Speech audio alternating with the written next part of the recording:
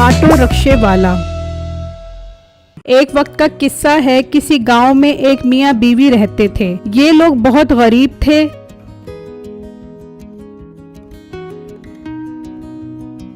वो आदमी चौक पर लंगड़ा बनकर खड़ा हो जाता और लोगों से भीख मांगता था। अल्लाह के नाम पे दे दो, इस लंगड़े आदमी को कुछ दे दो, बहुत मुश्किल से अपने घर का गुजारा करता हो। लोग उसके लंगड़ेपन को देखकर कुछ न कुछ दे देते थे।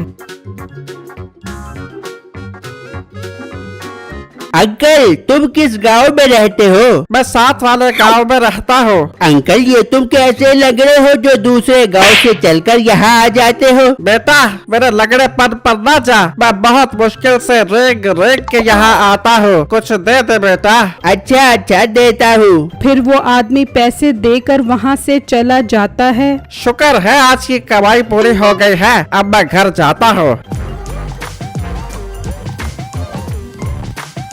वो आदमी मांगे हुए पैसों से गांव की एक औरत के पास कमेटी डाल देता है। एक दिन वो अपनी बीवी के साथ बैठा होता है। आज मैं बहुत खुश हूँ, आज मेरी कमेटी निकलने वाली है। ये तो बहुत अच्छी बात है। आज तो मेरे लिए बुनंजा वालों का सूट भी लेकर आना। नहीं तो पागल तो नहीं हो गई जो मैं तेरे लिए सूट लेकर आऊँ? इतनी मुश्किल से मांग मांग के पैसे जमा किए हैं मैंने। इन पैसों से मैं एक रक्षा खरीदूंगा और उसे किराए पर देकर घर बैठकर सुकून से कमाइयाँ खाऊंगा। ठीक है, मैं भी तेरे साथ साथ कमाइयाँ खाया करूँगी। फिर वो आदमी कमेटी वाली माई के पास जाता है और उससे कमेटी लेकर रक्षा खरीद कर आ जाता है। अरे वाह, ये तो बहुत अच्छा रिक्शा है। मुझे तो बहुत खुशी हो रही है कि आपका इतना अच्छा रोजी का जरिया बन गया है। हाँ बेगम, हाँ, बस तू ये रक्षा अपने बेटे से बचा कर रखे, बहुत गंदी नजर है उसके। वो अभी बात कर ही रहे होते हैं कि उनका बेटा मीठा आ जाता है। देख लो, आपने नाम लिया और मेरा बेटा मीठा आ गया है। बहुत लंबी उम्र पाई है मेरे बेटे ने। सुना तो मैंने ये था कि बुराई की उम्र थोड़ी होती है। खैर, कहाँ से आ रहा है? अब्बा देख नहीं रहा किताबें हाथ में है तो इसका मतलब कॉलेज से आ रहा हूँ। तेरी तरह नहीं हूँ जो हर वक्त आवारा गर्दी और लोगों से भीख मांगता फिरूं। हाँ, जितना तू पढ़ता है मुझे सब पता है। किताबें तो बहाना है, लड़कियाँ फंसाना तेरा निशाना है। ओह अब्बा, ज्यादा मेरे साथ फ्री होने की जरूरत नहीं है। ये बता, ये रिक्शा कहाँ से उठा कर आया है? बेटा, ये रिक्शा तेरा अब्बा खरीद कर आया है। जी हाँ, ये रिक्शा मैंने अपने हक हलाल की कमाई से बनाया है। अब इसको किराए पर दूंगा और बाकी की जिंदगी घर बैठकर गुजारूंगा। अब्बा, तू बाकी की जिंदगी कब्र में क्यों नहीं गुजार लेता? दिन रात का जीना मरना हराम किया हुआ है मेरा, और जितनी तेरी हक हलाल की कमाई है मुझे सब पता है। हाँ, है मेरी हक हलाल की कमाई। तू मेरी कमाई पर नजर न रख, चल जाके अंदर पढ़ाई कर।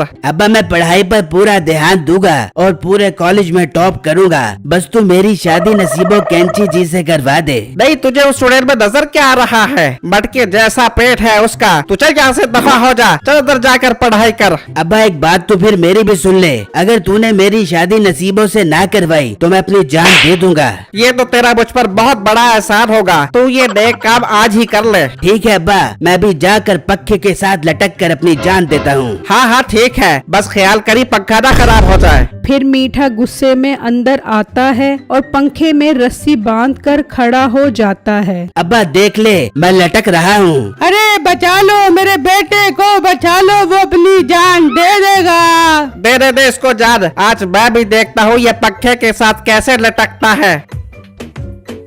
फिर दोनों मियाँ बीवी अंदर आते हैं। अम्मी जान, मेरे मरने के बाद नसीबो कैंची को मेरी मैयत न दिखाना, वरना वो मेरे गम में इस दुनिया फानी से कूच कर जाएगी। ना बेटा ना, ऐसा ना बोल। अम्मी जान, मेरी कब्र पर मेरे नाम की तख्ती न लगाना। अगर नसीबों ने मेरा नाम पढ़ लिया तो वो ये सदमा बर्दाश्त नहीं कर सकेगी। ना बोल मेरे बेटा, ऐसा ना बोल। अम्मी जान, मेरे जनाजे को मेरा अब्बा कंधा न दे, वरना मेरी रूह को सुकून नहीं मिलेगा।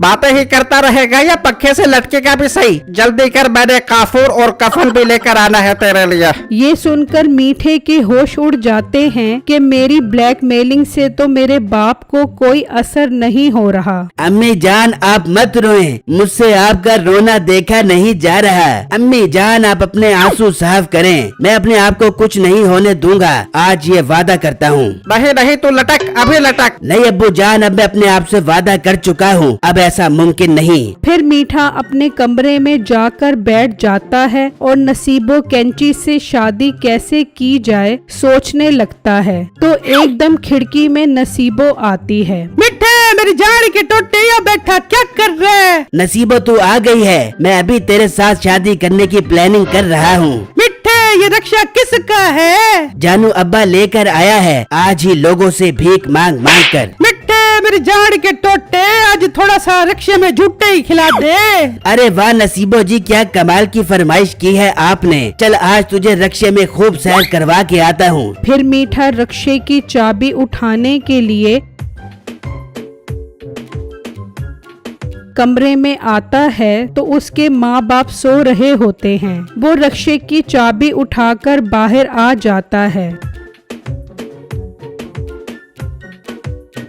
चल नसीबो चल, आज तुझे पूरा शहर घुमा कर आता हूँ। मिठे तुझे रक्षा चढ़ाना आता है कि नहीं? अरे रक्षा चढ़ाना कौन सा मुश्किल काम है, बस चाबी लगानी है और इसे रेस देनी है। रक्षा आप ही हमें हमारी मंजिल मकसूद तक पहुँचा देगा। मिठे ख्याल करी कहीं वो मंजिल मकसूद कबर ही ना हो जाबे। तू परेशान की होती है, चल बैठ रक्षे में। फिर वो दोनों रक्षे में बैठ जाते हैं और मीठा रक्षा स्टार्ट करने लगता है। जैसे ही वो गियर लगाता है तो रक्षा जोर से दरख्त में जा लगता है। उसकी आवाज से उसके माँ बाप की आंख खुल जाती है। बेगम ये आवाज कहाँ से आई है? ये तो किसी चीज के टकराने की आवाज है। फिर जब वो बाहर आते हैं तो उसका रक्षा बिल्कुल तबाह हो गया होता है। बेटे तूने मेरा रक्षा तबाह कर दिया। अब्बू जान मैंने इसे तबाह नहीं किया, मैंने तो सिर्फ इसे स्टार्ट किया था। दरख्त से तो ये अपनी मर्जी से जाकर लगा है। बेटे तू पक्के से लटक कर मर क्यों नहीं गया? बेगम तू रस्सी तैयार करके पक्के के साथ लटका, मैं आज ही इसे फांसी दूंगा। नसीबो तुम मुझसे शादी करना चाहती है? हाँ मिठे करनी है शादी। इससे पहले कि अब्बा हमें फांसी चढ़ाए हमें क्या करना चाहिए? भाग मिठे भाग, मेरी जान के टोटे भाग। फिर वो दोनों वहाँ से भाग जाते हैं।